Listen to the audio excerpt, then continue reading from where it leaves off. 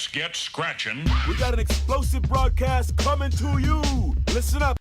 Sega games, just keep playing them. Sega!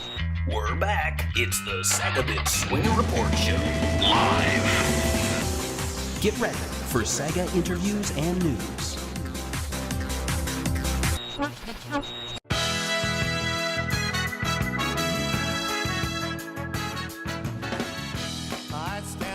Hello and welcome to the SEGAbits Swingin Report Show Live. I am Barry, and joining me on this very special episode, we have two people who have been with SEGAbits and the Swingin Report Show podcast since, the very, very beginning. So without further ado, we have George and Aki. Here they are, and the crowd goes wild. Whoa, thank you, everyone. Thank you. Yeah. Thank you. I always point out there's like very loud women in that audience, and that's how you know that's not real, because if you look at who watches and reads our site, it's like, I think, what were the numbers? 99% women. Yeah, right. 99%. Yeah. It would be a lot more. Man, yeah. So this is, I think, the first time all three of us have been on a Swingin Report Show podcast since, I want to say, like 5 years ago, maybe. Wow. It's been a real long time. It's actually been so long. So this show started the same month that SEGAbits was founded. Like, I think almost a week later.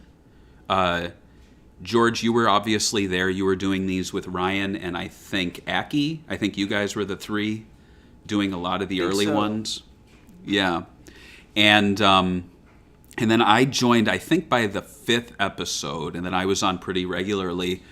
And we'll talk a little bit more about the origins of the Swingin Report Show. But first off, let's go back to an old feature on this show years ago. So what have we been up to and what we've been playing? And I'm going to ask George to kick that off. Personally, just moving to Florida. I think me and Barry talked about this personally in our personal chats. Trying to find housing there. That's been horrible. And I've been playing, actually, obviously the new Yakuza game. But besides that, I've actually been playing Soul Hackers 2. I think last time we did a podcast, a reader said that they really enjoyed it when we did our yearly update episode. And I said I was going to play it, so I have actually played it. I'm almost towards the end of it. And I actually kind of enjoy it, but it's definitely like a C-tier Atlas game. It's fun, but it's like just whatever. Kind of reminds me of Seven's Dragon a little bit. The art style and the neon graphics and stuff. But yeah, that's what I've been doing. Very cool. And then we have Aki out in the UK. It is 2 a.m. for him. So he like looks stoic, but he's just tired as hell. But this is so great that you could join us, and it's not like 3:00 in the afternoon for us to like accommodate you. Yeah. But instead it's 2 a.m. Yeah. So. I've had plenty of coffee, bit of enough pep to keep me going. Hopefully, as long as we don't run for 2 hours. We're not going to run for 2 hours, right? No, we're not one of those podcasts. We're not. This isn't the Joe Rogan experience, so don't worry. Right, yeah. So I've just been. It's basically just work for me. I'm still an accountant. Last time I was on the show, I'm pretty sure I still had hair. Now I don't have any hair. And all I've been playing recently, mostly indie games. Other than Apex, I've been playing this zombie survival game called Zomboid. It's sort of a top-down one. A lot heavy resource management, quite fun. And the other one is Steel Assault, which, if you've seen the trailers for it, kind of reminds of a cross between Bionic Commando and Contra. Got really pixel art graphics on that, and it's quite hardcore as well.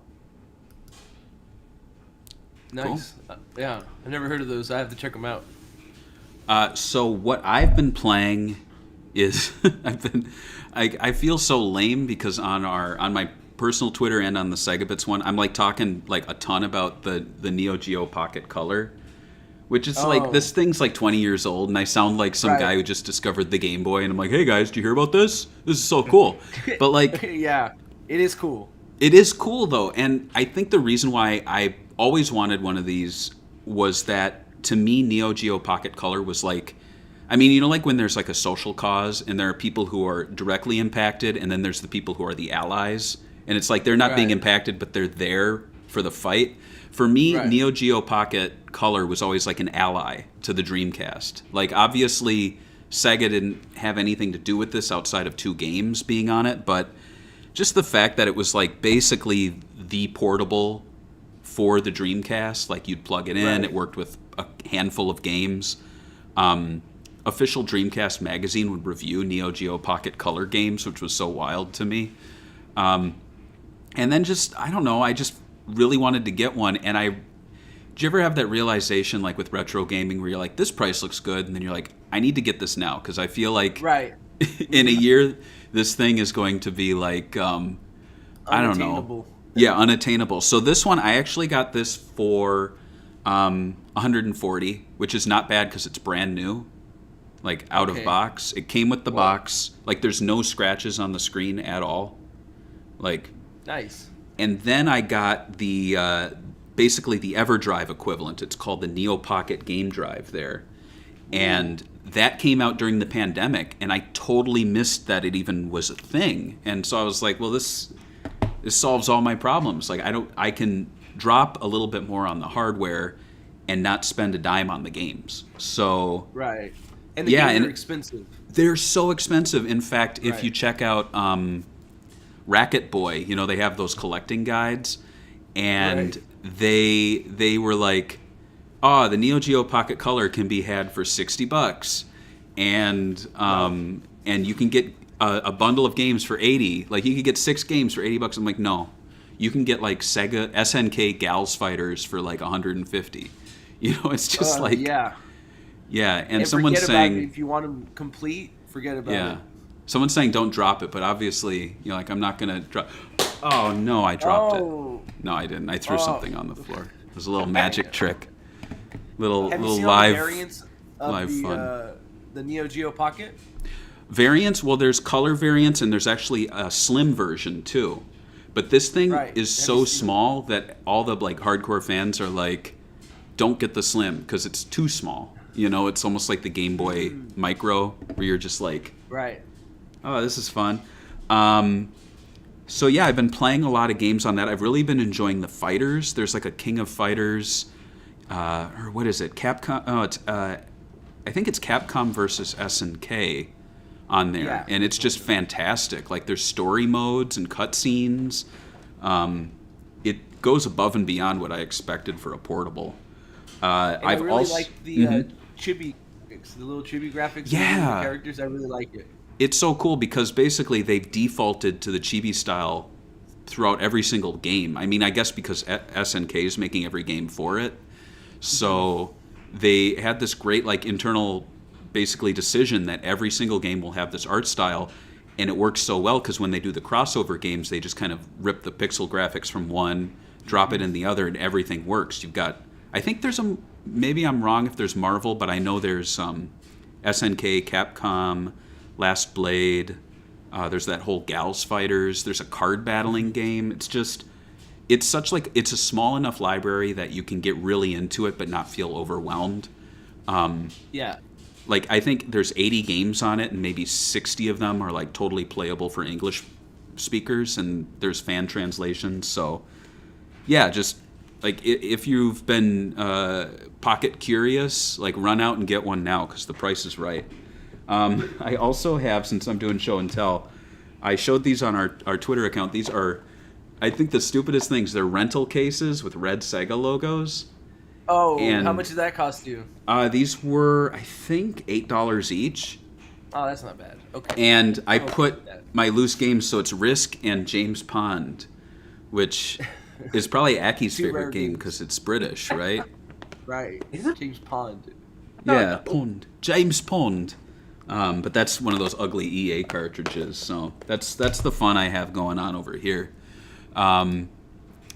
And now we've got some viewer mailbag, and I think George would definitely have the answer for this. So in our SEGAbits Discord, which you can check out. Go to SEGAbits.com, click the little Discord link. It's basically the message boards of the new millennium, right? Yeah. Right. Well, like the new millennium. the I don't new know what that means. millennium. Upcoming. Yeah, the upcoming one. And it's a cool group of people. We have a lot of message board people in the chat right now. But Roby said, what inspired y'all to come together and form a Sega-themed news site? And I think George could probably speak to that one. Why not? I mean, honestly, like, at the time I was already doing kind of Sega news sites, and I always thought that, you know, Sega didn't really get the love in blogs, like news blogs at the time, especially when they were big. And Nintendo stuff, they had stuff, and all these other console manufacturers had their own, so I thought, why not do my own Sega blog and see how it goes? And then I bothered other people like Ryan and Aki to do stuff, and then Barry, and yeah, that's it. That's the whole story. Wow, yeah, boring. pretty much. And so SEGAbits started February 2010. There have been sites that existed before that who covered like general Sega stuff, but a lot of them kind of closed their doors, I'd say 2020, 2019. Like a lot of them, Sega Addicts, TSSC, trying to think who else is out there. Sega Nerds came and went, Right. and then we don't talk about Bruno. That's what we say when we talk about Sega Nerds. I was gonna. You're all smiling, Barry. You love it. We don't talk about. And then I'm like, but. But anyway, yeah. But it just like it hit me this past month where it's like we're still around 13 years later. The only other site that's been around longer has been Sega Driven, which is run. It's like a one-man blog from. Well, he goes by, I think, Kronkblatt right now on Twitter, but basically Sonic Yoda. Yeah, and our former writer Tracker writes for that blog now. So it's kind of like the British Sega fan site, like the only one, right? Yeah. Right. Because the biggest thing is, going back to the previous question, was when I joined Sega Nerds, back then, almost everything with Sega was mainly through the prism of the Sonic series. So no one really spoke much about Yakuza or any of their newer titles like Valkyria Chronicles. So it was like, it's nice to see that we're still around. It is kind of sad in a way, but we've kept going with all just Sega's third-party stuff. I think a lot of Sega sites kind of even closed off themselves on anything post Dreamcast or the original Xbox. Now, you said it's kind of sad. Do you mean it's kind of sad that we're still doing this, or do you mean it's kind of sad that some sites like closed? Obviously, I don't mean it's sad that we're doing it. It's great that we're doing it. No, but I think what's important is, and I think what a lot of those sites didn't do was they didn't change to accommodate their own personal lives, like change the content, change the output, change what you're doing to either keep it interesting or make it so that you can keep it going. I see so many people, they were just hardcore news posting and then they're like, this burned me out, I can't do this anymore, I'm closing the site down. The secret is you miss big news stories, you post them a week late and no one notices, because that's what I've found at least. And then when it comes to like podcasts, like I know there's some who are like cranking out daily content, weekly content. Honestly, put it out there when you can, and I think that's what's really been working for this show and for Sega Talk, which, believe it or not, actually, I think with this episode, we will be on par with how many Sega Talk episodes there are. There are about 115 Swingin' Report shows, and there are 115 Sega Talks as of, I think, next week. So it's just kind of wild that over 13 years, this show has done what Sega Talk did in, I think, 3 or 4 years. And I don't know, the content on this show changed a lot. We initially did news and roundtable discussions weekly when we like all had time to do that. And then it shifted to interviews. We had some insanely big name interviews. And I think just from there, and maybe George, maybe you agree with this, but like it kind of felt hard to go back after you get like Tom Kalinske on or the voice of Sonic the Hedgehog, and then next week be like, hey guys, so yeah, you're like, anyway, that was fun last week, but this week we're going to be talking about a version 3.0 update for Sonic Colors. It looks like they fixed the save file system. You know, it's just like, I don't know. I did enjoy doing the interviews with like the indie developer stuff. Like I think Elysian Shadows, for example, is really funny now that we go and go back to it. That kind of stuff is stuff that like needs to be put on record when they do these over-promising, things, these kind of promises that they give their fans. I think that's important. I really enjoy doing that. I just wish it was like I had more time in the world to do it, because like it's hard to like not only get me and you to get on, but then also get another person to interview to come on. And you remember when we did interviews, how many times they had people canceled on us? Oh yeah, and that'll really take it out of you. You'll get people. You put the time aside, the other person does.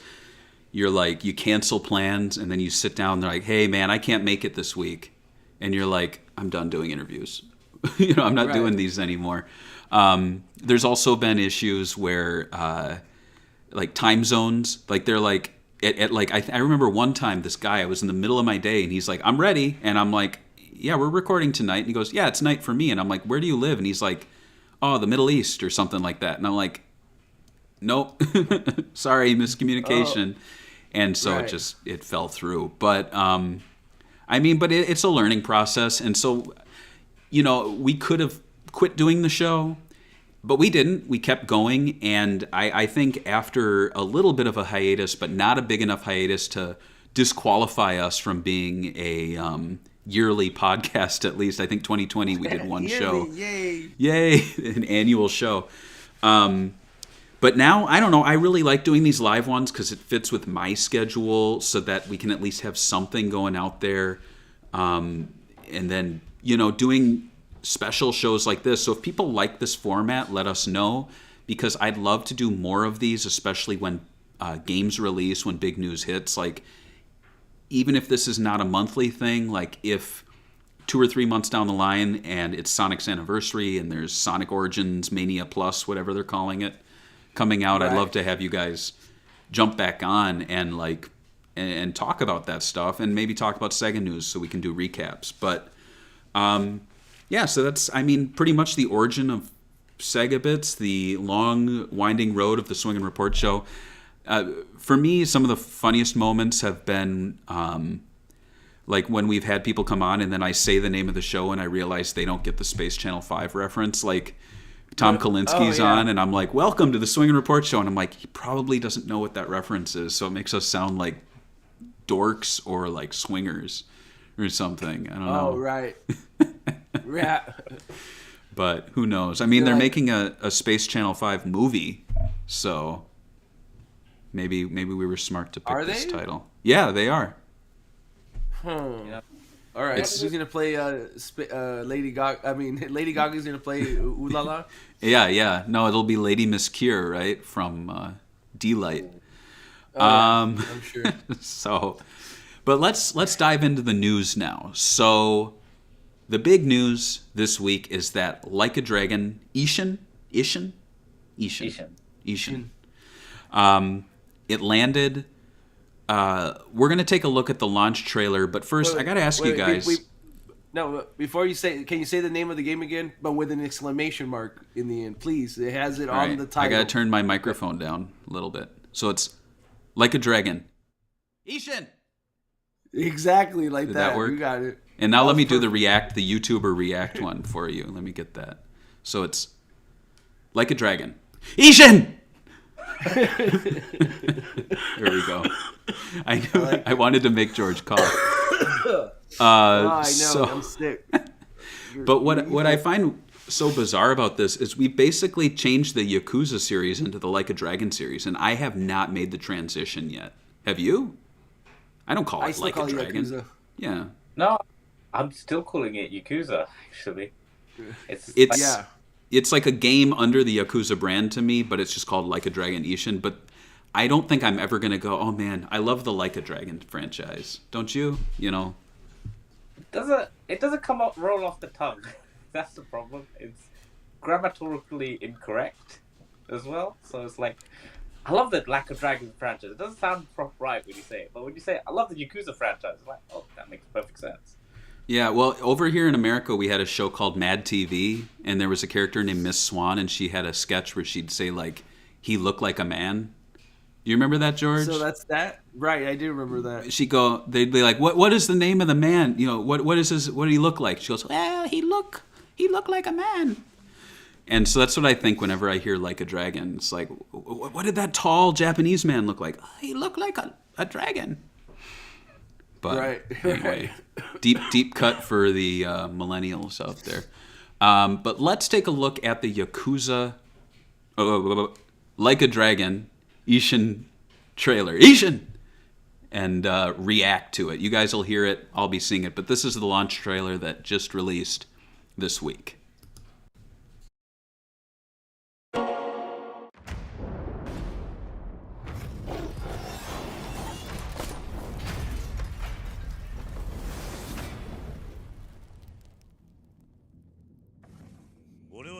Oh, okay. Also, what do you think that they released it in Japanese only again? I think it's fitting because this is a game, like a period game, so it would be kind of odd to have them speaking English. I agree, 100%. But the game itself, like how much of a graphical jump is this from the previous version? Texture-wise, it's pretty much better from what I've seen. But it's kind of hard to go from Lost Judgment to this game because Lost Judgment was like just so smooth. So it seems like a step down, would you say? Well, I mean, this is I think Ishin is the first PS4 game, so it's still kind of the clunky engine from like 4-ish, 3-ish in between that. So yeah, it's a little clunky compared to the new ones. But it was still based on the binary domain engine, I think. Right. So like that was Yakuza 5, 0, and Ishin, and 1.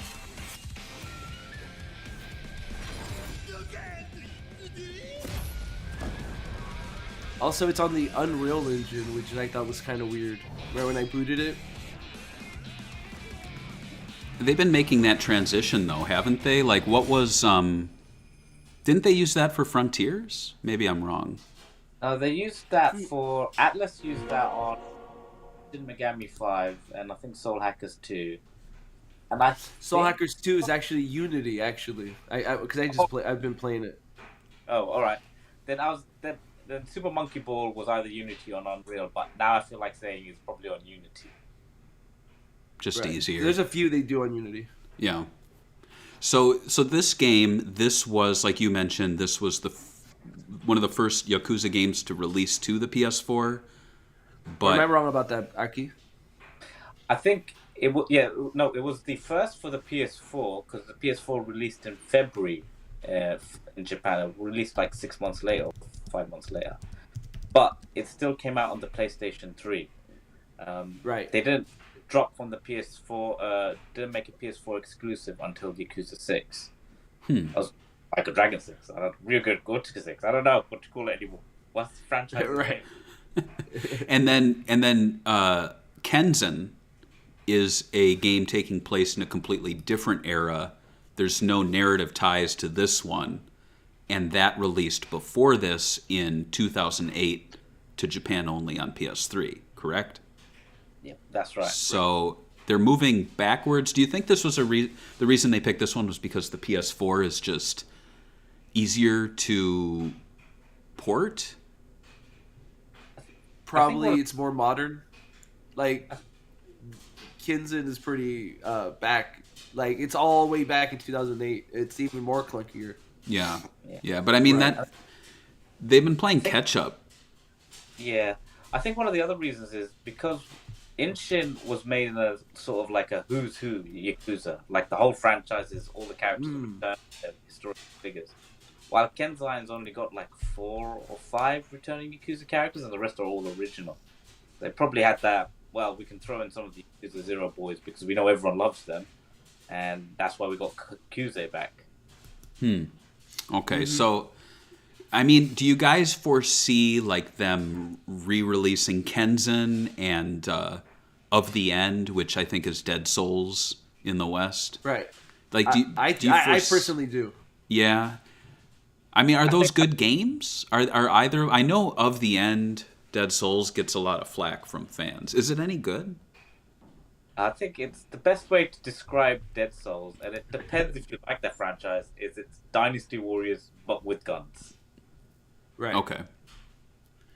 And I think it takes away from the core aspect of the Yakuza games at the time, which was beating people up, basically. And now you're, like, playing this weird, like, a Japanese studio rethinking the idea of a third-person shooter, but, like, in their own way. It's like the controls are super weird. Or am I crazy on that one, Aki? No. From a traditional third-person shooter, it did not feel anything like that. You just have to play Dead Souls and then Binary Domain to realize how different it was.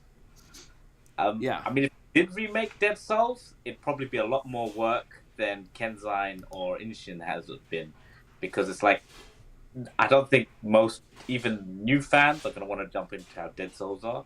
But as an old school fan, you might have been like, oh, well, I'd love to see Cosmo fight a zombie because why not? Right. Right. So, I mean, they pretty much released every game over here now, aside from the two we mentioned, as well as the PSP games. I think there were two of them, and that was a completely different protagonist. What can you tell me about that one? Do you guys foresee any future for those coming over? Or do you think those will just be like the Valkyria Chronicles, forever locked on the platform? I mean, personally, I think they're so simplistic, and they were of an era of the PSP that I think they'll probably stay. But didn't like Square just re-release a PSP game, a Final Fantasy VII PSP game? I think Crisis Core. They like remade it on their like brand new engine. Like they would have to literally remake the game on the Dragon engine or something too, and like maybe put all the content of both games into one to make it appealing.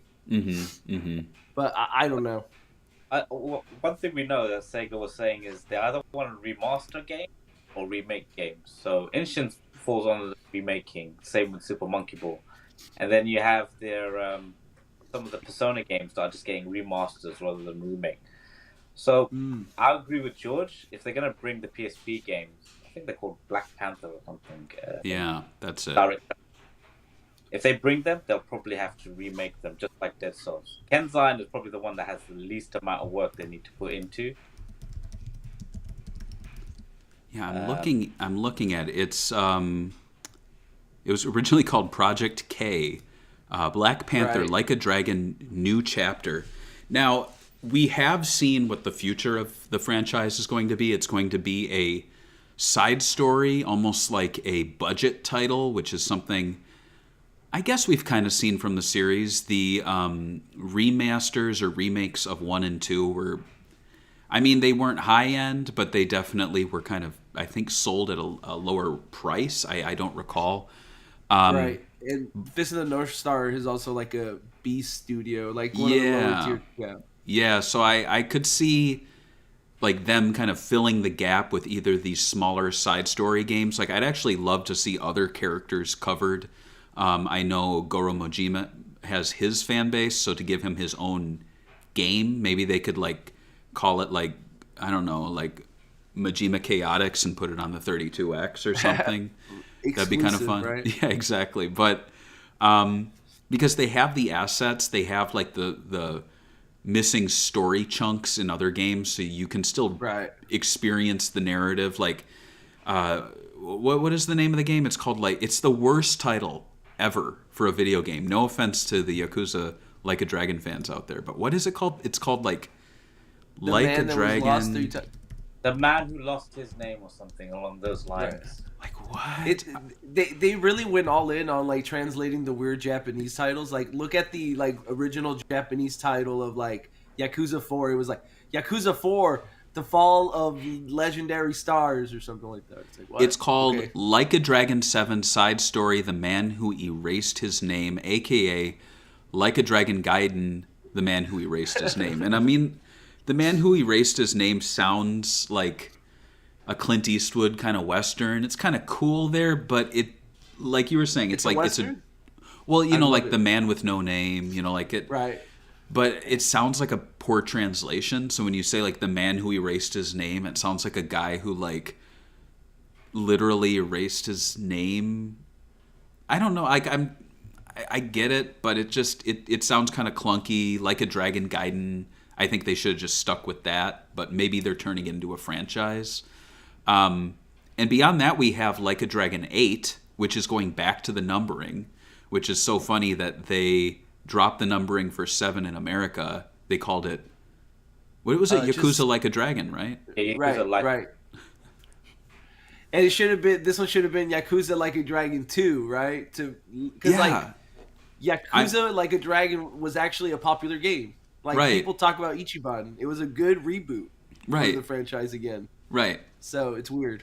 And now it's back to 8, and it's Right. and they're bringing Kazuma back, which is surprising because he left. Like he didn't. I mean, spoiler alert, but he's not dead, obviously, because they're bringing him back. Come on. But he had a nice. He wasn't 7. Yeah. Right, and he was in 7 as like a little cameo, and then he's gonna be in this side story, and then he's gonna be in 8, and he is in this. So I don't know. I know, you know, Aki, you're a big fan of the series.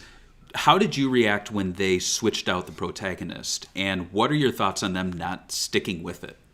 To be honest, I wanted Ichiban to be his own character. No influence, no Kazuma, no Kiryu, and I stick by that because Kiryu had like 9, 10 games, including spin-offs.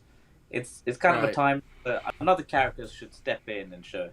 And honestly, if they were ever going to bring Kiryu back, I would have preferred it if it was like a big crossover game, like you include the Yakuza series with the Judgment series, and you bring back Kazuma Kiryu in like one huge game, like an anniversary of it, like a Sonic Generations thing. Right.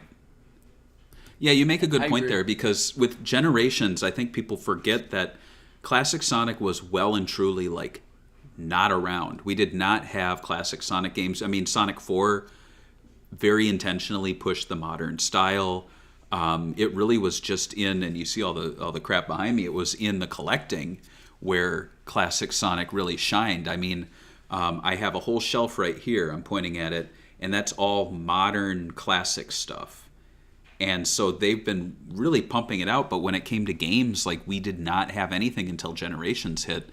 And I think that gap was probably from 1998 to what was Generations? That was Like 2011 or 10. 98 to 2011. So that's a good 13-year gap where classic Sonic was really not utilized at all in the games. It was a redesigned character, and they just were not bringing him back. And then now we have with Yakuza, or Like a Dragon, we had Kazuma, and he had a great send-off. I remember how big in Yakuza 6 was.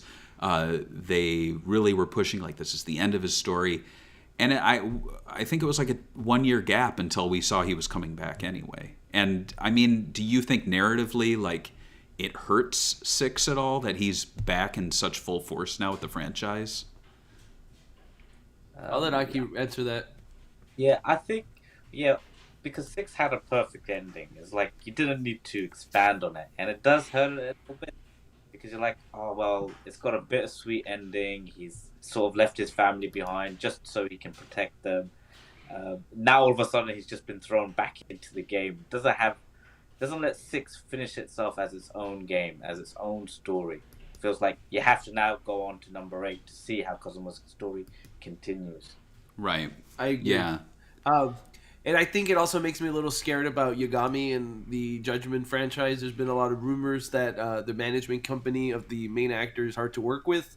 I'm a little afraid that we're going to get a closure, like just randomly be like Kazuma's now the second game and Judgment that's the action game and Judgment's gone. That would be kind of upsetting because I did kind of like the characters.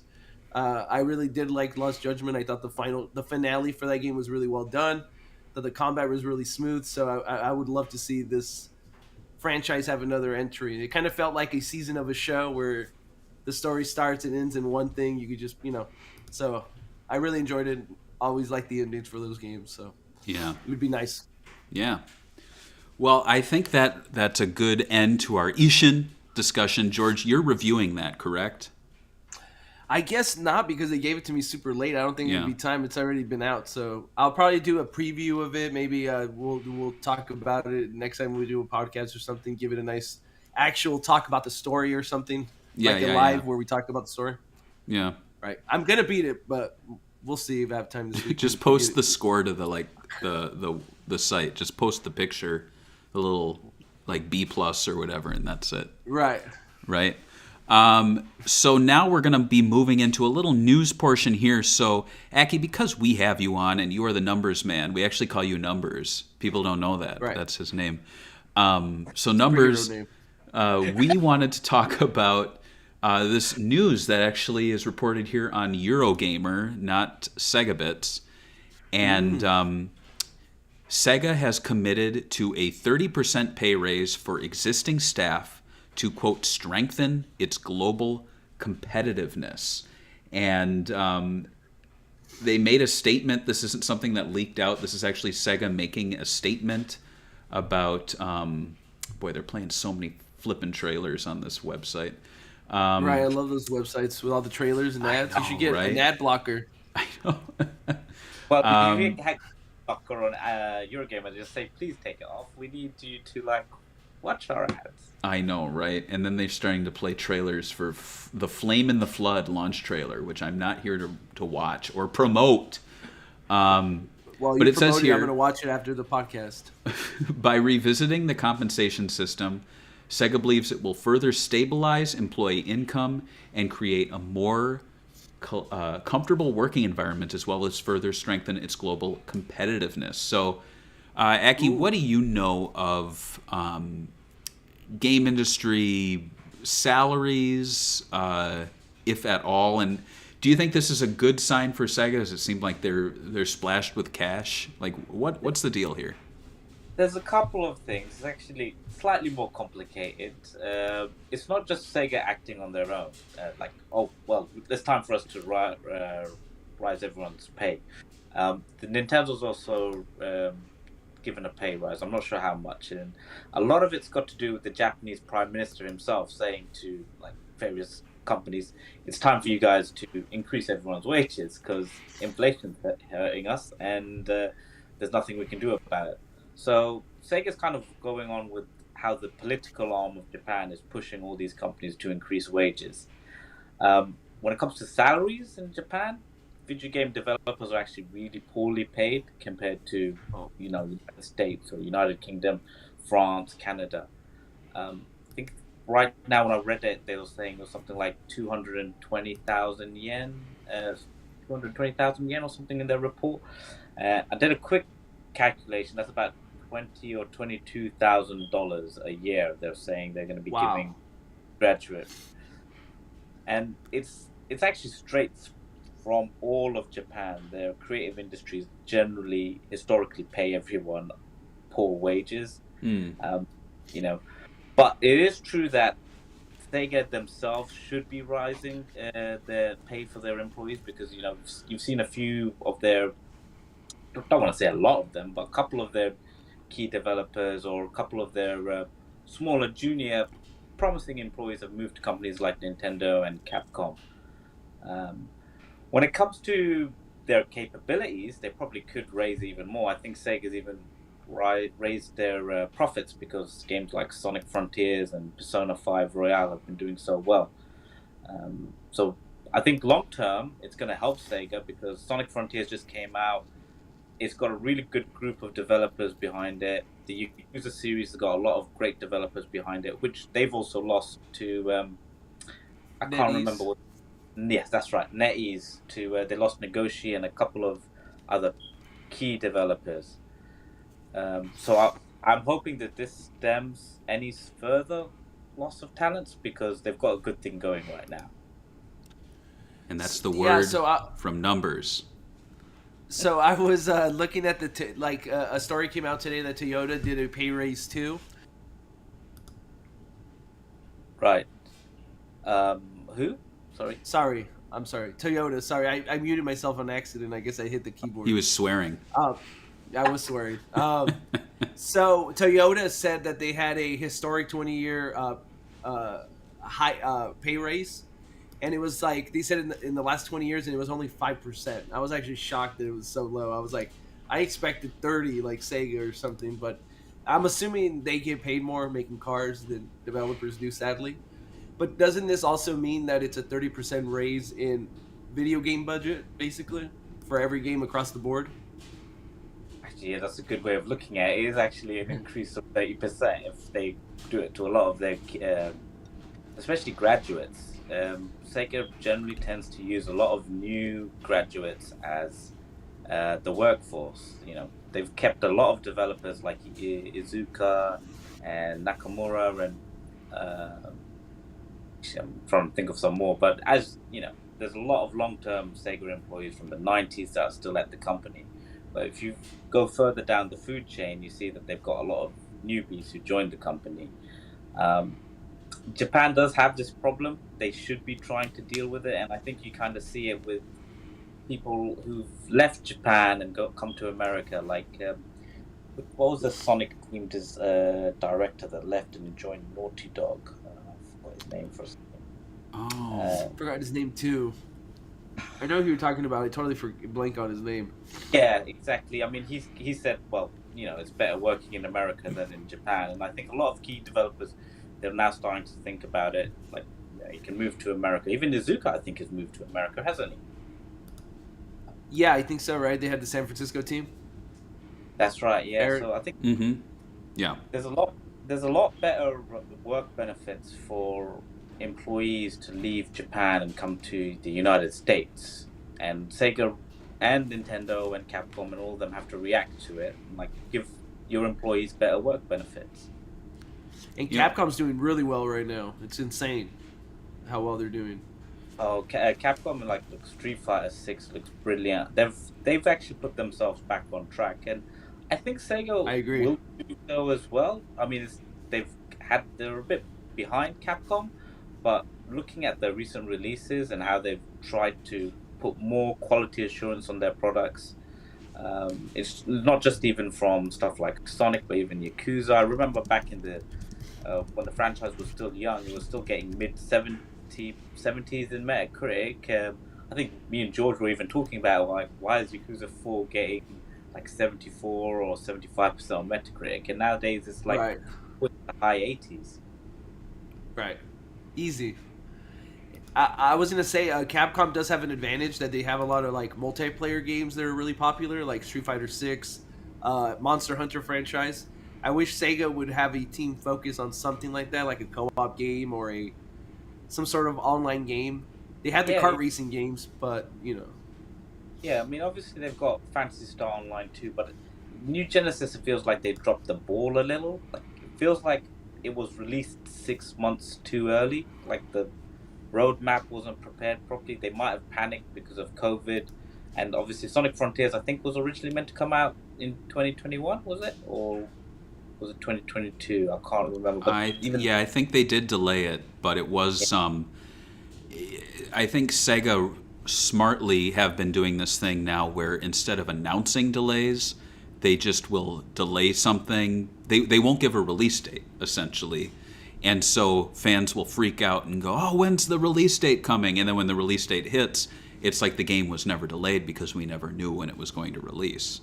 And I think that's something they've been doing, because if you recall, I think Sonic Mania was delayed, Sonic Boom Fire and Ice was delayed, and Sonic Forces, I don't know if that was ever delayed, but I do remember press releases for Boom and Mania, and I think they just realized that's kind of embarrassing.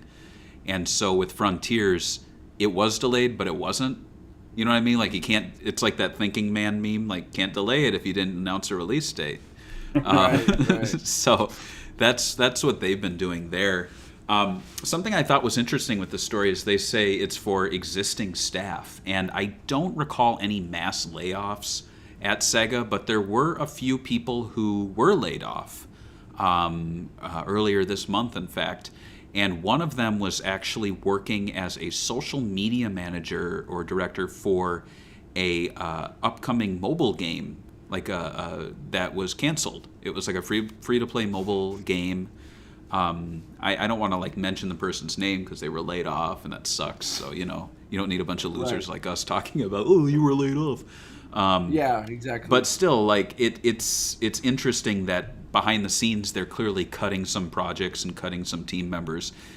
People who are like, you were talking about people who are just out of school and then they were being hired. This person very clearly is like pretty new in the industry. They got this great dream job at Sega. They moved out to Irvine, California.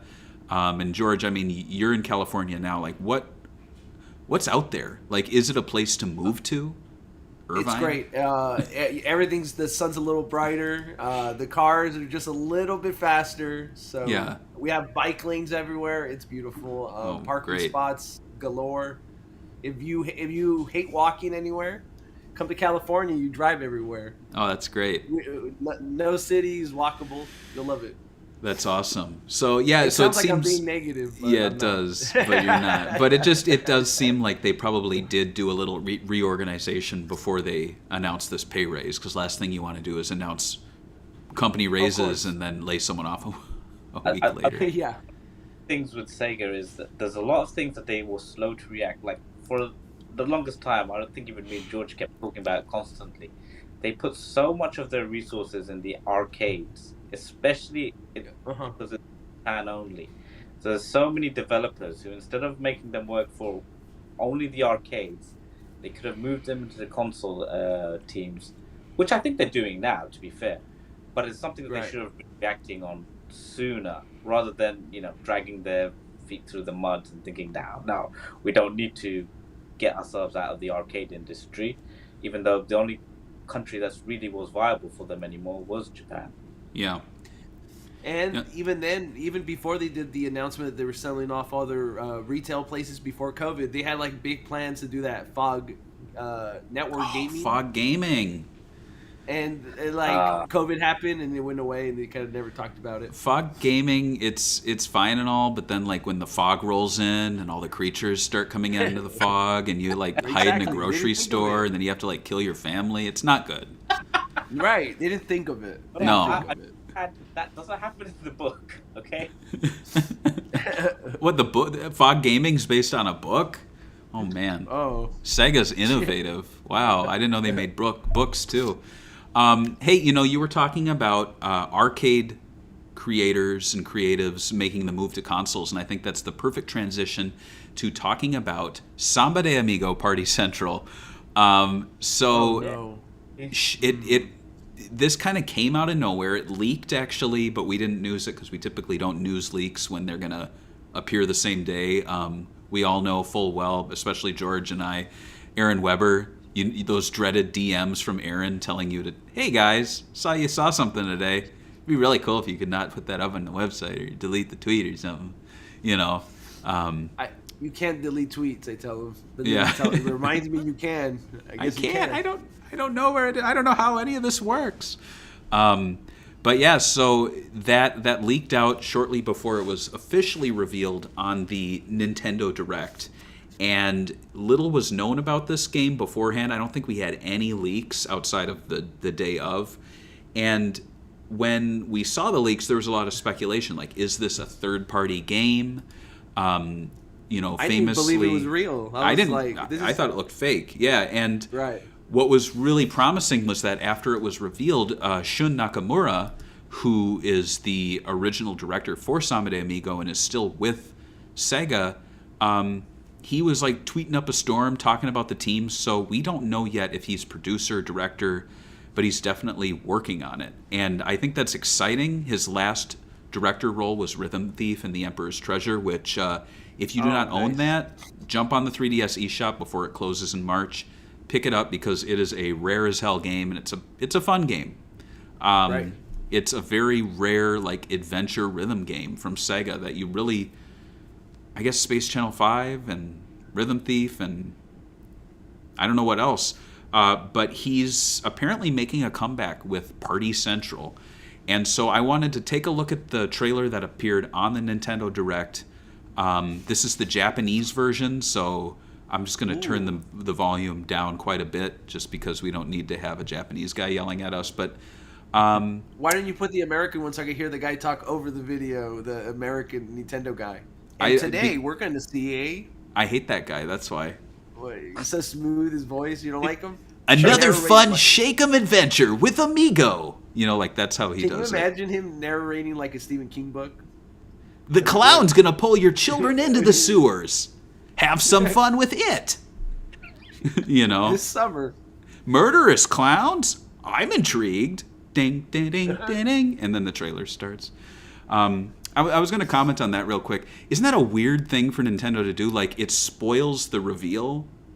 You know what I mean? Like, oh, and here's a trailer. And they do the snap. I mean, have you seen Nintendo fans react to everything? They're always like shocked. They got to ease them in. They don't want them to get shocked and have a heart attack. Yeah, like that. Whoa! Did you guys see that? Yeah, right. No, I think the worst video I saw from that reveal is the Nintendo Store reaction. If I was in that room, I would be clawing my way to the exit. It was the worst experience. Like, I'm fine with crowds, but not crowds reacting that much to Samba de Amigo. I'm like, you guys are ruining this franchise for me. It's not that exciting. But let's check out the trailer and we can chat over it.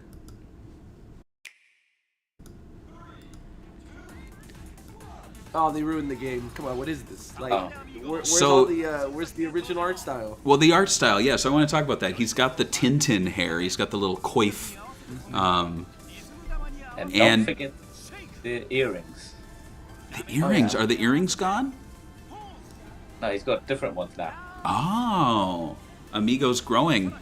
But what I find, I mean, outside of the art style change, there is a very, like, Feel the Magic kind of vibe with the background characters. There's also a Rhythm Thief kind of vibe with like the fedoras and stuff. It also seems like there's a big focus on customizing avatars. So there's amigos around the world. Like he's not his own character anymore. He's like one of many monkeys, which is interesting. You think we're gonna have a Super Monkey Ball crossover here? It's possible. I don't know. I mean, I could see Too much costumes. Yeah, like costumes in there. And I still have the trailer up, so I'm just kind of skimming through it here. But it has been pointed out that even though he does not have his sombrero, if you look in the background, it's there on some of the avatars. There's like a Day of the Dead sort of one, or like a black leather, which is kind of cool. He also cross-dresses, or I should say maybe it's a female amigo. I'm not really sure. So they're not... Amiga? Well, it's not amigo. It's amigo. It's amigo in a dress. And... So, I mean, I'm not like... I'm not raging on that, but it's just interesting that they've really kind of stripped the character of being a character and turned him into this avatar. So first off, like you commented on, they changed his design. George, do you think this was a reaction to how poorly the Wii version sold and they just want to move as far away from that look as possible? Or do you feel like this is Shun Nakamura just straight up like coming back to the franchise with new ideas and he's not thinking of like any of that stuff? Well, the thing I have with the art style, it reminds me like a disco, like the lights and like the vibrancy, the purple. The other one was very more like we talked about in the Sega Talk podcast about how they were influenced by South American culture. Mm-hmm. This one does not give up that vibe at all. It kind of, if you said it was based on disco, I would believe you. So I think they're just, I don't know if they're trying to get away with the idea of like using the way he used Mexican culture, like sombreros is not part of South American culture. Maybe they're trying to like not get people on the internet stirred up because like Mario having a sombrero was apparently a bad thing. People were going crazy online. He had nipples And- too, right? Right, that was even worse. No, I'm joking. Don't even get me started on the nipples. No, the sombrero. I actually like that Mario had a sombrero. I don't really care. They are part of Mexican culture. I don't know what you want me to say. It's just a game. I don't know. I'm not trying. I don't really- I mean, I'm not looking for like a getcha. No, but a gotcha. People got people got upset about it. I don't know if that has to do with it for this one. But he really needs a sombrero. It's weird seeing him without it. It's like seeing Sonic without shoes. Or am I crazy? I definitely think these days Sega are a lot more cautious. Like, remember with the trans characters in Yakuza 3, they rather than doing anything else, they removed it completely. They want to just avoid controversy completely, which is admirable. But I don't think anyone was really complaining about Samba Amigo himself, because he was just Thank you. Yes. He was a cute little monkey character, and I don't think anyone was really looking at it as a sort of caricature of the whole of Mexican style or anything from South America. But I do know Sega's probably a bit cautious, and they did still give you the option. I'm sure it'll probably be included in the customization, because right now Sega seems to love throwing as many customization options in all of their games, from Persona to Yakuza to Sonic to Super Monkey Ball. Right. It's something they've been focusing on. What do you guys think about the new art style, the colors? Does it feel like kind of like a cheap Nickelodeon game or like a tie-in game? I don't know. To me, it gives me that vibe. Like it's like Let's Dance or something. You mean like with the graffiti and like and like the flame pants? Yeah, it definitely stripped Samba de Amigo a little bit of its individuality and charm, just because, like you said, like it feels like it's reacting to Splatoon, Let's Dance, all of those more contemporary games where it's just like graffiti, neon colors.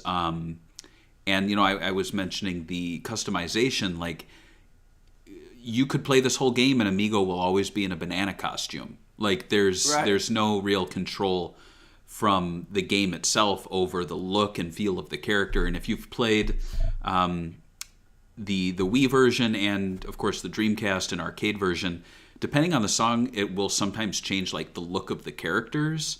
And so I'm wondering if in this case now that he is customizable, that they're going to kind of do away with a lot of that song-by-song individual sort of look. Maybe they'll change, maybe they won't. Like, there are different backgrounds and settings.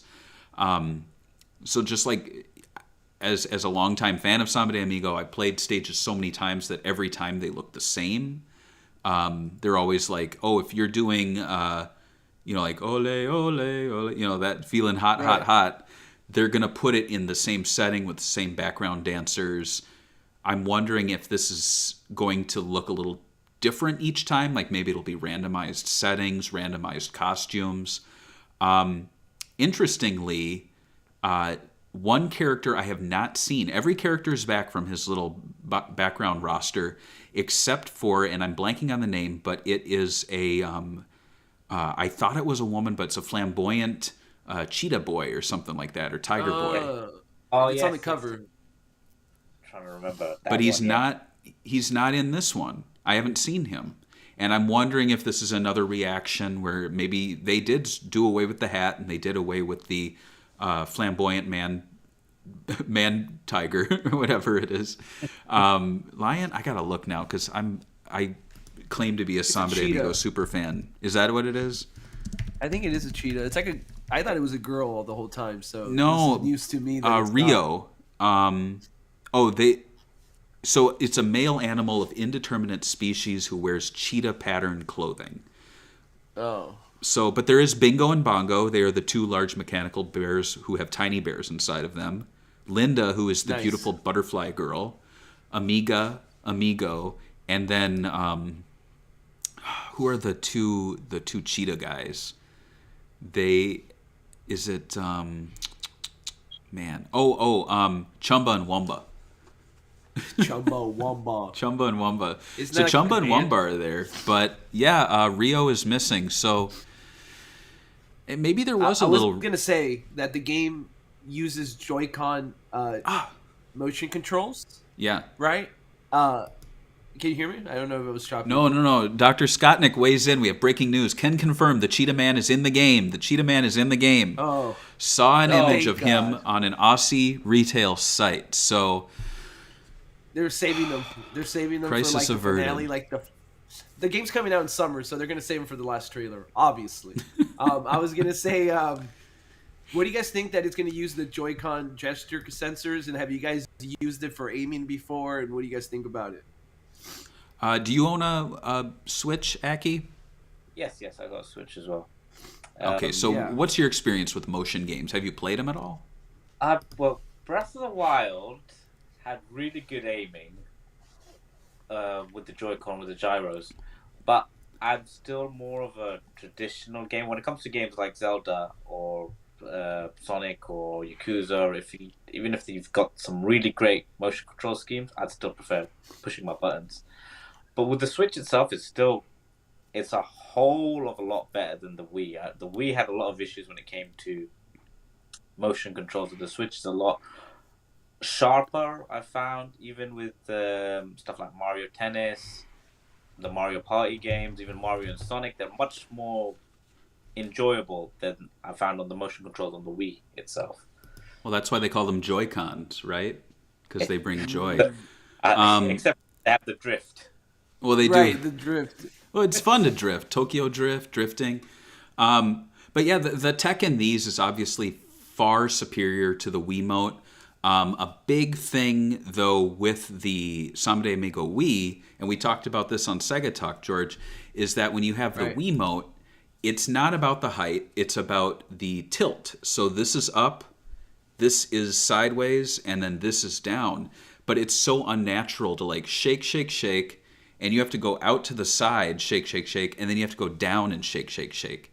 And as someone who played this a ton on Dreamcast, this is how I do it. They're always facing upwards, and it's me moving up, down, and to the bottom. And so with these, though, correct me if I'm wrong, these can track height, correct? Yeah. Okay.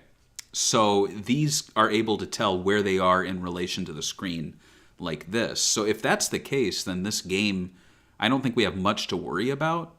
And if we watch that trailer, and you guys can keep talking, I'm going to bring the trailer up. Just they have actually a person playing the game. I will say that they need to release Maracas.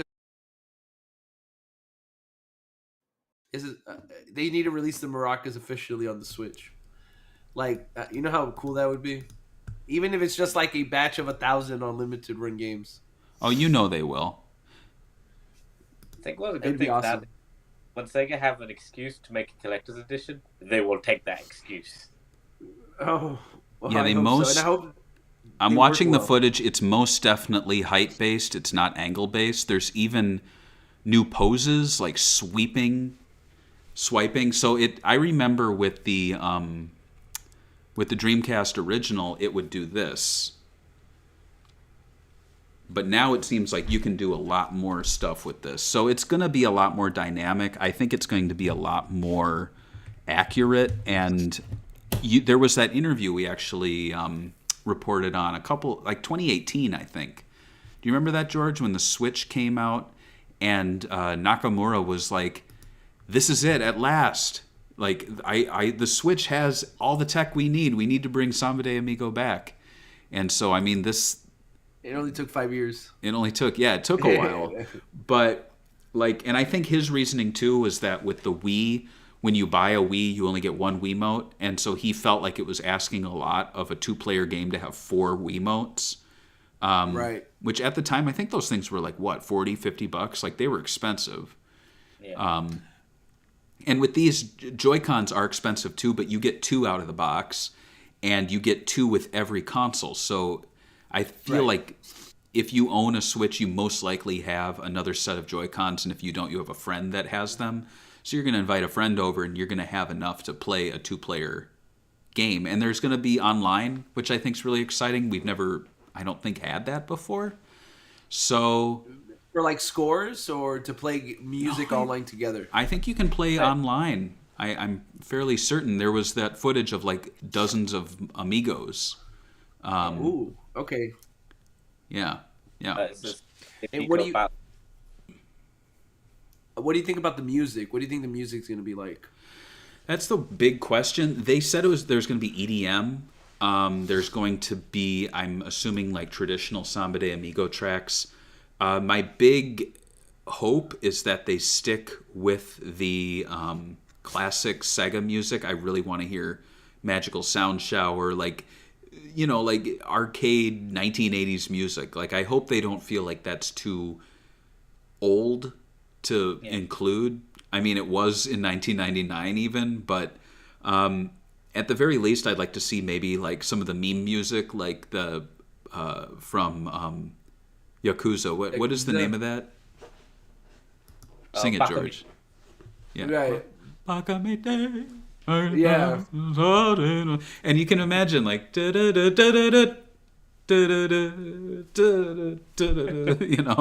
Right, I can imagine it. Yeah, it would that be would work. fun. I don't know, but I'm actually like super excited for the game, especially now that I know it's not like some, like, no offense, British developer handling it. Ooh.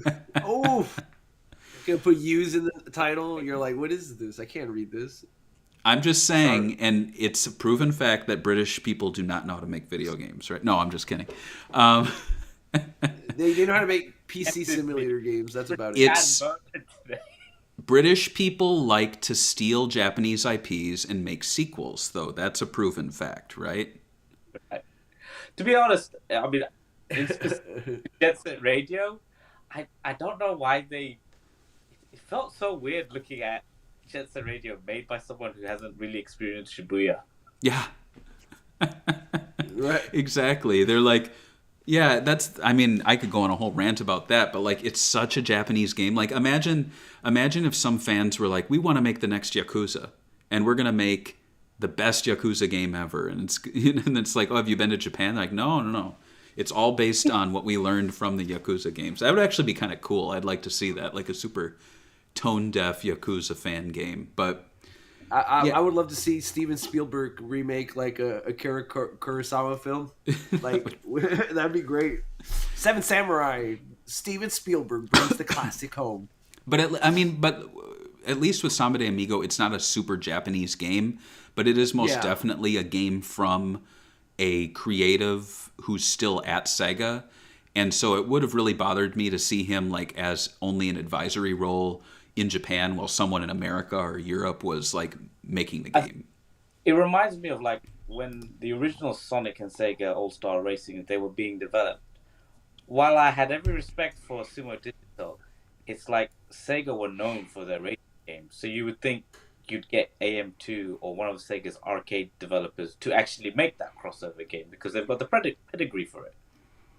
True. Yeah, I mean, they did have the experience of porting AM2 games and essentially remaking them, but I did feel that the original All-Stars Racing, as much as I love it, was a little janky compared to what we expected from Sega. Like the company that made Outrun 2, and then you have Sumo making All-Stars Racing, the original one, and you could totally see where the AM2 how much AM2 was actually in that Outrun 2 port that they worked on. You know what I mean? Like, Sumo left to their own devices were not all the way there. I think Transformed was when they really showed their stuff and proved themselves.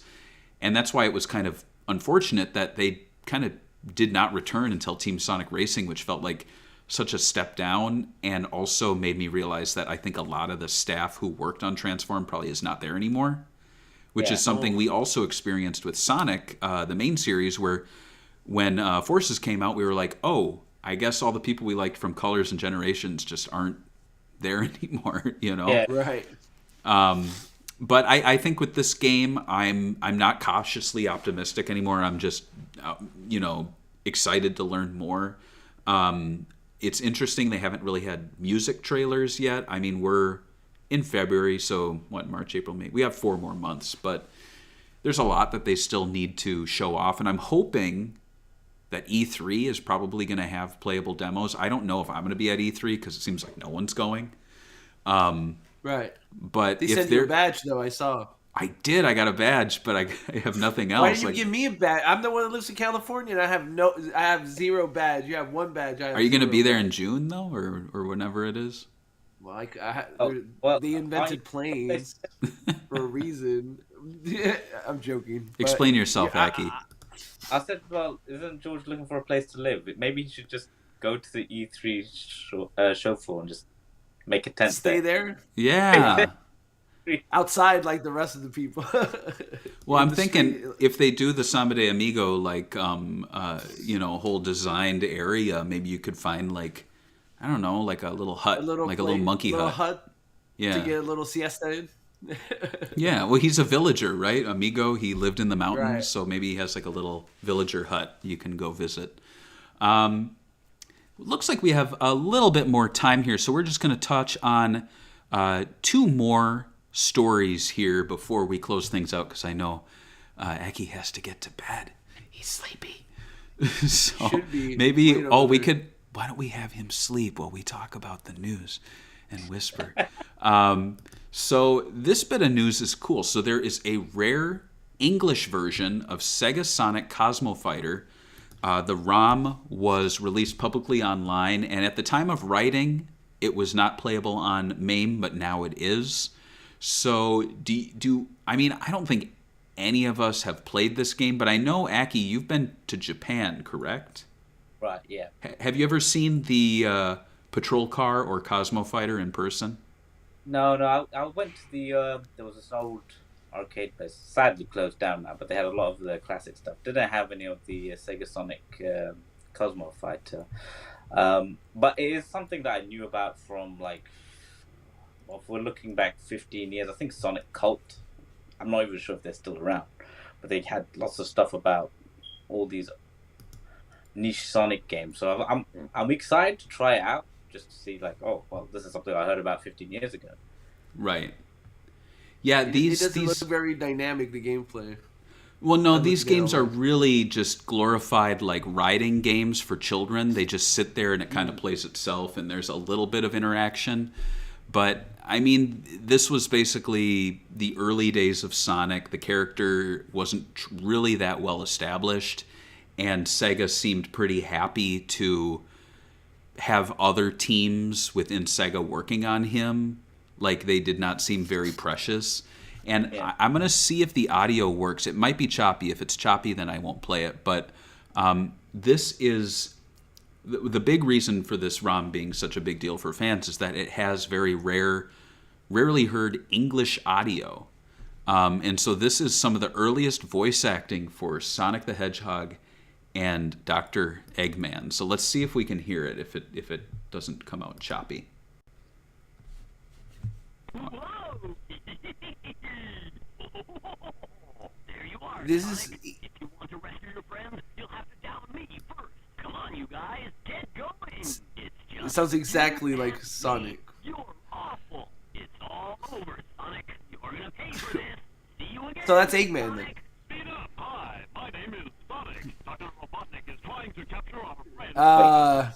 That does not I think like the guy that did the voice acting for Sonic is like just saw the name Sonic and they had no picture, and he's like, he's a heroic character, and then you played him that way. Let's fight against him together. Looks like Dr. Robotnik escaped. We've got to get him next time for sure. No, too bad. It sounds like a AI robot voice. Fantastic. So what do you think about that? Get him for the Sonic movie. He sounds like... some people have said he sounds like Powdered Toast Man from Ren and Stimpy. He also kind of sounds like...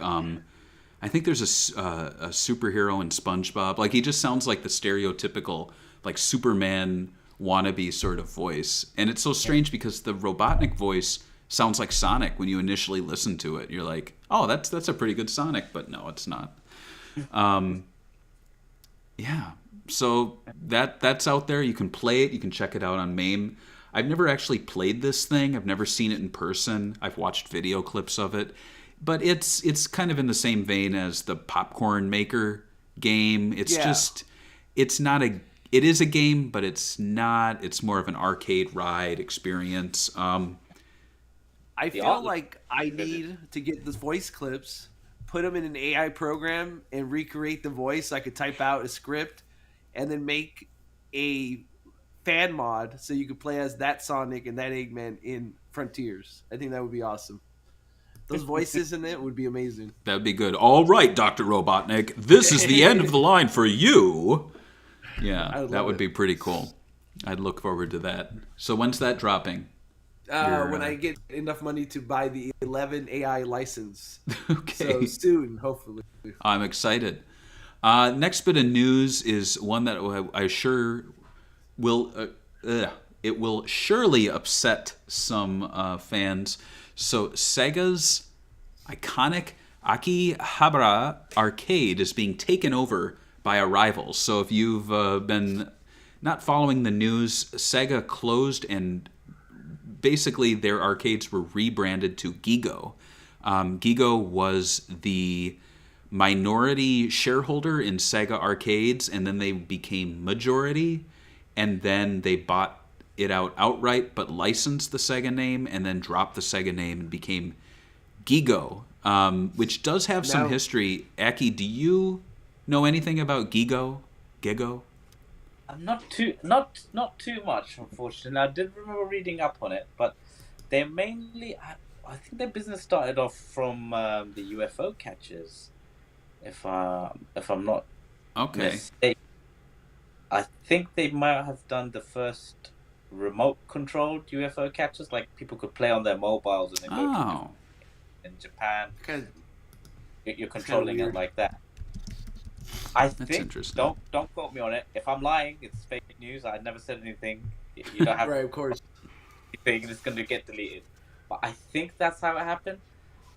In terms of it changing to Bandai Namco, I'm a bit sad. I did go to the when I was in Japan last time in 2017. I managed to go to Akihabara. There was still a decent scene. With the virtual fighter scene was still quite lively there. People were playing, constantly until like 11 o'clock before the shop closed. Virtual Fighter. So it's going to be a bit sad if I do go back to Japan and find it as Bandai Namco. But at the same time, it's like the arcade scene isn't as good as it used to be in Japan either. Yeah. So unfortunate passing of time. Yeah, and that's I don't think I mentioned it, but people can see here that it was a Gigo, which I believe means get up and go. That's what they said Gigo means, or there's some goofy name behind it, but they're basically rebranding it now as a Bandai Namco arcade. Gigo and Sega are no longer involved, and so they basically are moving out, and a new company's moving in. The design of it's quite ugly. I'll be honest. I've never been a fan of the Bandai Namco branding. It looks like a chat app. It looks, I hate it. Yeah. And Horrible when you logo. look at they need to rebrand. It's ugly. And when you look at the building, it's covered in these like boxes that are from the logo, but it just looks like chat windows, or like it doesn't scream gaming to me, and it looks so stark white. Like, what if mud gets on that or bird shit? Like, you're gonna see it. Very modernized design for sure. Yeah. Like, it so looks, I don't know. it's unfortunate. I had a trip planned to go out to Japan before the pandemic hit, so I had a chance to see Sega arcades, but because of the pandemic, I missed that chance, and now I'm not even going to be getting to see them in their original state minus the Sega branding. Like, something I heard too is that these Gigo arcades, even though they rebranded to Gigo, you would still see some Sega stuff around. They still had Sega prizes and stuff because Gigo themselves don't own any IPs. So it's Bandai Namco now, I guess you're going to see like Pac-Man, a lot of Pac-Man stuff. Yeah. Tekken, they have a new Tekken game coming out. Yeah. So I was going to say the name Gigo means get into the game Oasis. That's what it is. It's dumb. Get into the game Oasis. I like to get into the fog. That's what I like to me do. too. I like to step outside and just let it envelop me and take me away. But yeah, so that's unfortunate. I think as we record this, Sega only has Joypolis and Joypolis Sport, which is like a more active Joypolis, but those aren't truly arcades. They're more like amusement centers. Have you been to either one of those? Well, obviously not the Sport one because that just opened. I went to the one in Joy City. I can't remember if it was called Joy City, but anyway, yeah, I did go to Joypolis.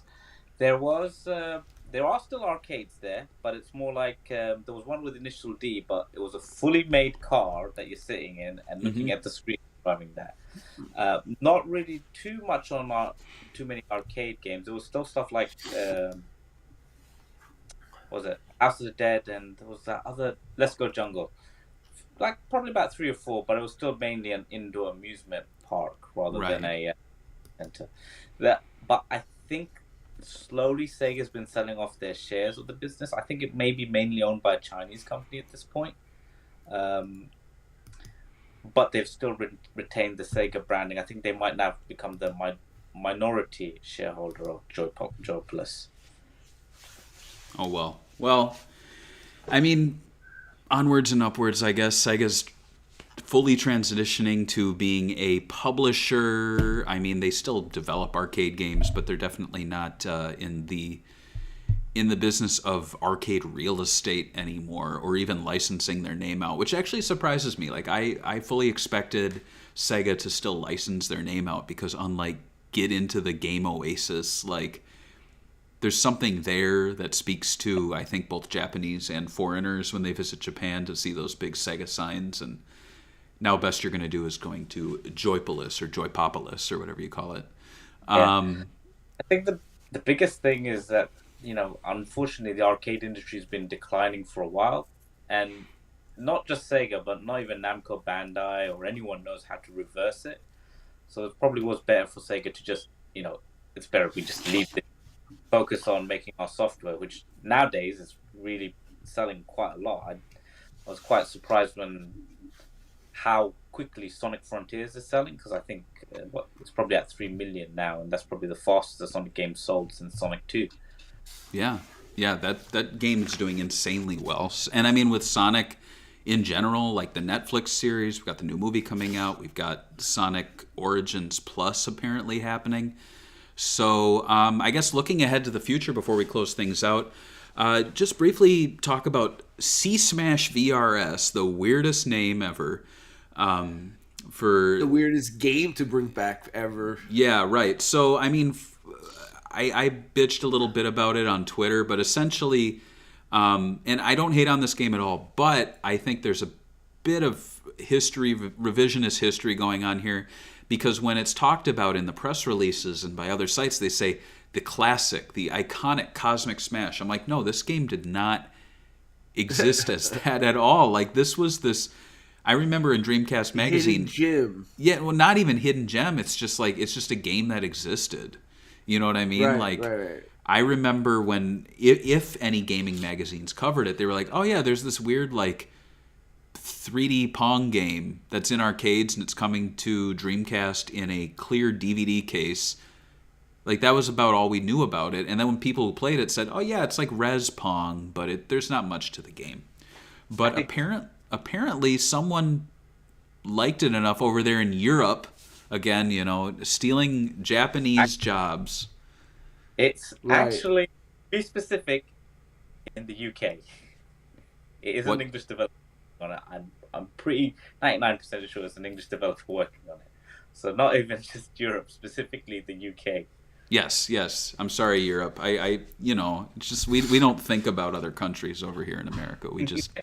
We only think about ourselves. So yeah, but yeah, it's it looks cool though. Like, the graphic designer who's working on the game was sharing some of his work online, and it looked really great. Like, this game, I mean, I know I'm goofing on British developers working on Japanese titles, but this is the best one I've seen because it really does feel like it comes from that same sort of visual world of Cosmic Smash. Now, as for the title C Smash, I think that sounds terrible.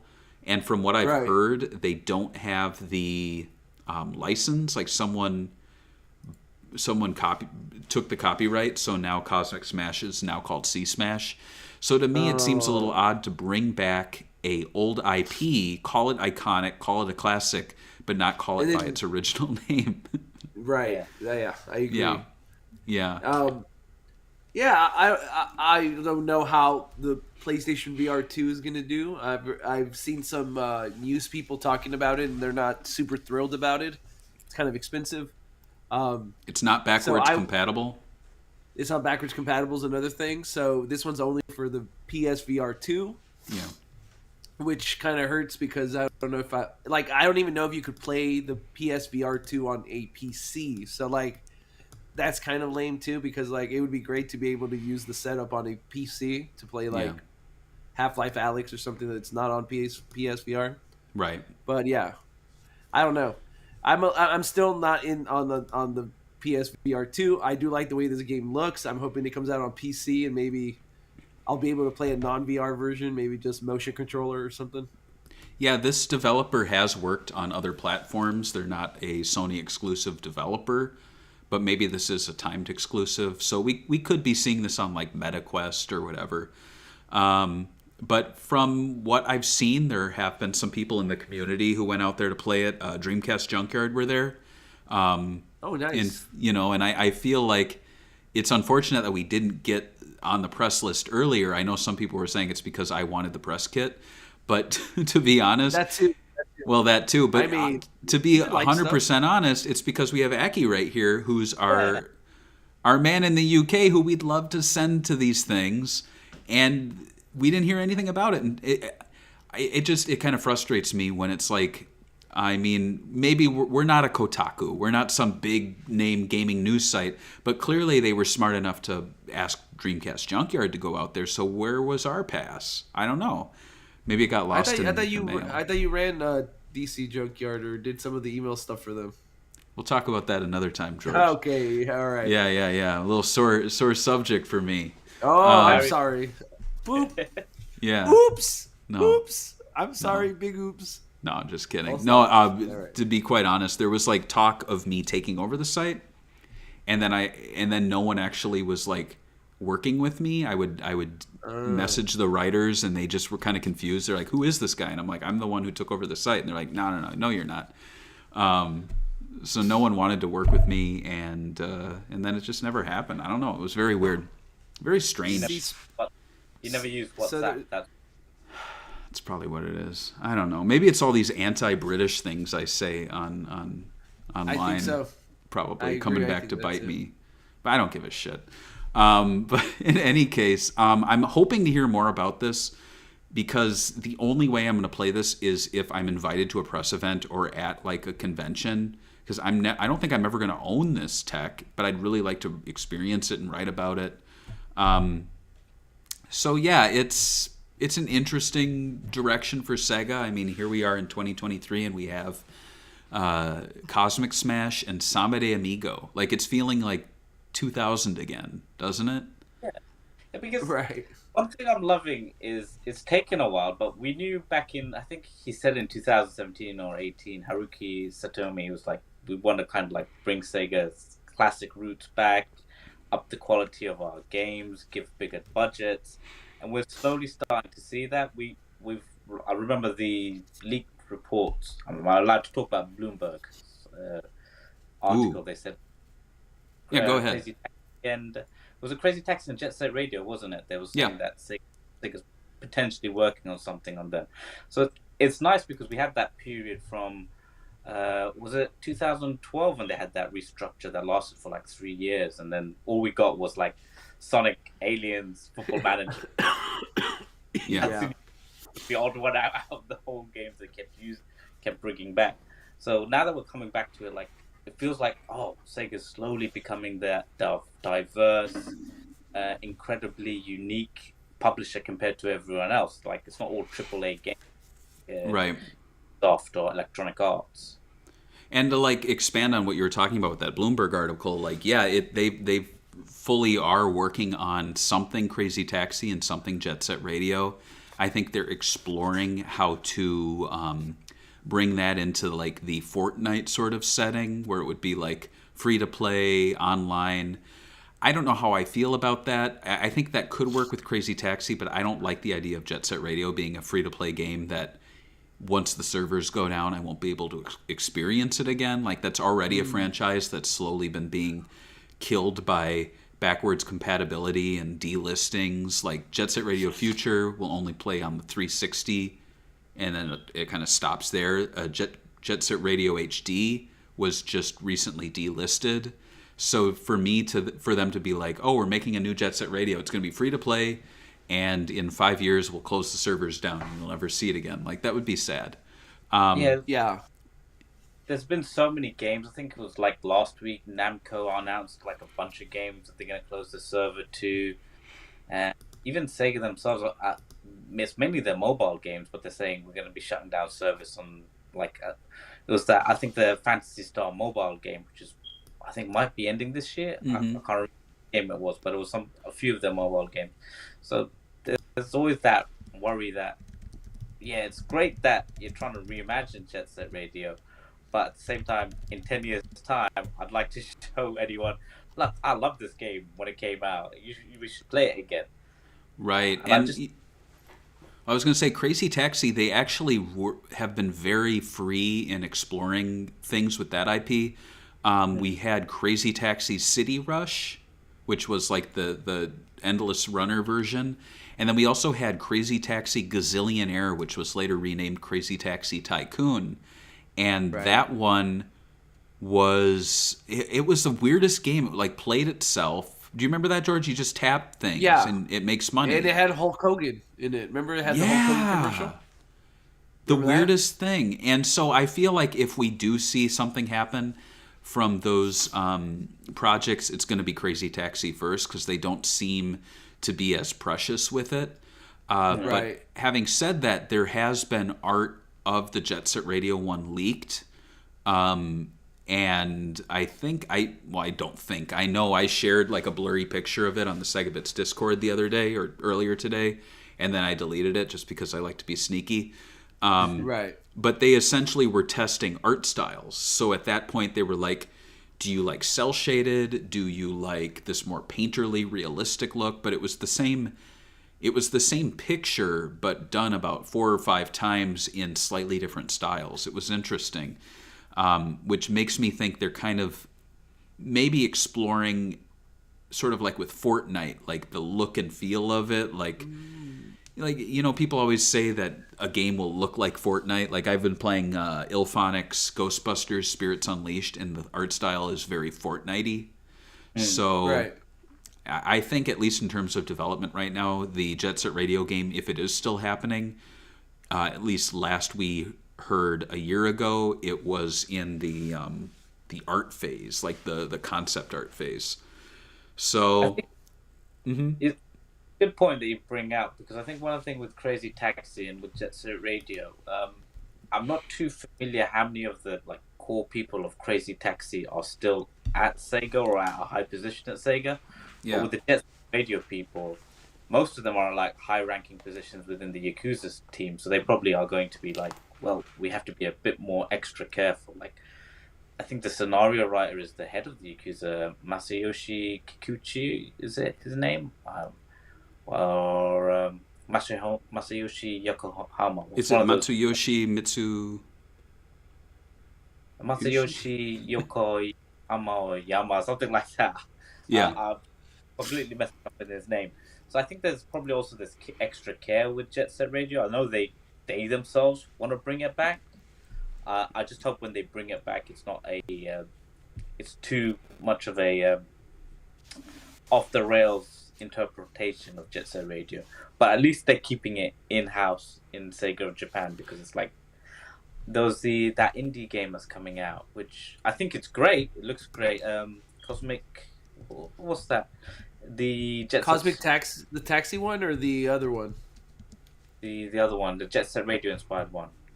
It's by the guys who did Lethal League. I think I did see it, but I forgot. These games, for some of these new games that are copying Sega games, are so like generic sometimes. Yeah, Right. yeah. I think the biggest problem with stuff like that is like going back to before, they've never really like 100% experienced Shibuya, so it feels Right. like a weird sort of clone. But when it comes to if it's Sega Japan and specifically the people who made the original Jet Set Radio, it's gonna feel like okay, this is the actual sequel that I've been waiting like 20 odd years. Yeah. And I mean, the interesting thing is that Ryuta Ueda, maybe I'm butchering his name, he left Sega and then returned. And it's Yeah. interesting that he returned, but we haven't really heard what he's working on. So it could very well be this Jet Set Radio project that may or may not come to fruition. But since everyone's been so good, I do have the blurred picture on my phone, so I'll hold that up. People can see that here. Let's see. That's not Jet Set Radio. Is that really it?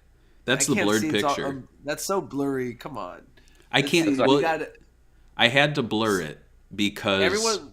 They're there more are like human. there's numbers running across it that identify whose it is. Oh, But there's you combo, could have just there's right. beat, and there's gum. why combo though? Because combo is he's George. Come on, why are you asking me He's why American. combo? He's American only, right? He was in Jet Grind Radio. He was like one of the main characters. They elevated him in the new content. Remember that combo and combo cube and coin. They were the Right. Americans, and Right. they came, and then Coin was murdered. He died. Right. He I was can't wait for the new story. he was a white guy in a sleeveless shirt, and in the end they revealed that Coin died. He was murdered. Do you think for the next Jet Set Radio they should just be like middle-aged people and they're like 20 years ago we used to be these skate riders and now you're like a family a skating family simulator where you have to raise a family on skates? Would that be good? Would that I'm be glad good? you're not making the next Jet Set Radio game. That's all. I'm okay. All right. Sorry. Well, I mean, what would you Skating want? Another family? story where it doesn't even It sounds like connect? Come on, it sounds guys. like What do that you guys Disney wanna- movie that no one went to go see. What is it? Strange Worlds? A skating never even family. heard of it. Yeah, I know. No one has. George. What? I never heard of it. Never heard of it. Yeah, no one has. That's why no one's seen it. But yeah, that should pretty much wrap things up here on our 13th anniversary episode. I think we actually covered some pretty cool stuff. We talked about recent releases, upcoming games. Barry had some blurry pictures to share that were family friendly, and Right. and we got Aki to stay up late. This is like our late night show for him. Yeah, it's 3:50 right now. Oh, don't worry about it. Oh, You're let young. him go already. You're young. Oh, Are you? I don't know. Wait, You know, I young actually enough. had a revelation today. One of our first writers recently turned. Well, he talked about this publicly, so I'm not outing him. He turned Are 51, you outed? Oh, who? and I did the Outed. math. That makes him 38 at the time he started on SEGAbits, and I'm currently 38. Wow. So I don't know what that means, but it just kind of made me go, "Whoa." Well, You what just is he doing in started. his life You got now? you still What's got that? time left. What is he doing now in his life? That's where you're going to be when you're 51. He's doing the same Oh. thing. He's doing the same thing. Doing the same thing we're doing. So you'll be there. Eating we'll be here chicken talking sandwiches and playing video games, right, George? Right. So we'll be eating chicken sandwiches and talking about Yakuza 26 or what, maybe 18. Gaiden, whatever. They'll change the Gaiden, name of the the man franchise that again. The man that re-remembered his name and came back.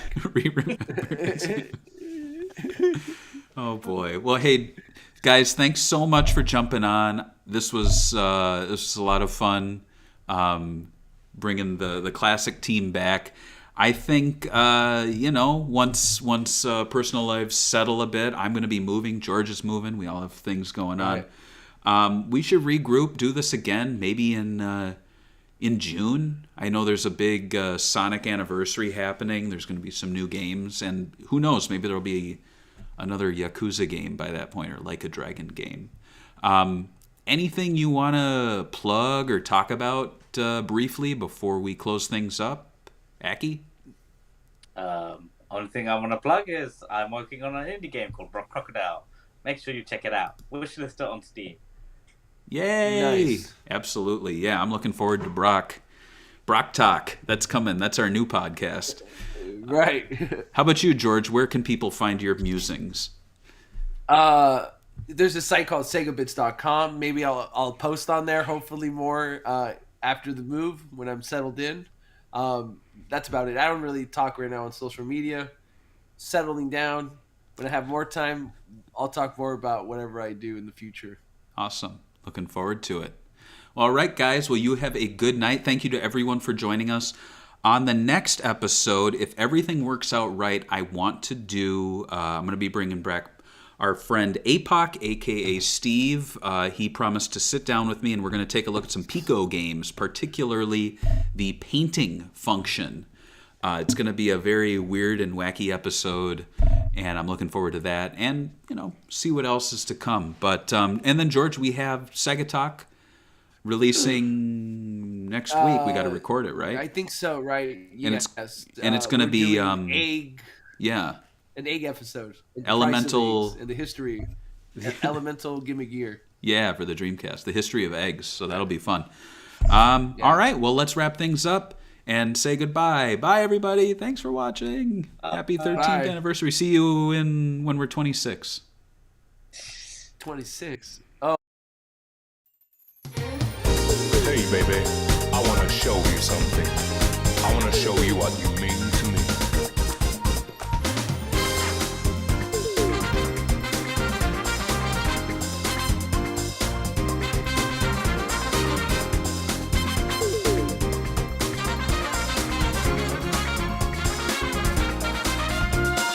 You have got to realize there's something that I want to say to you.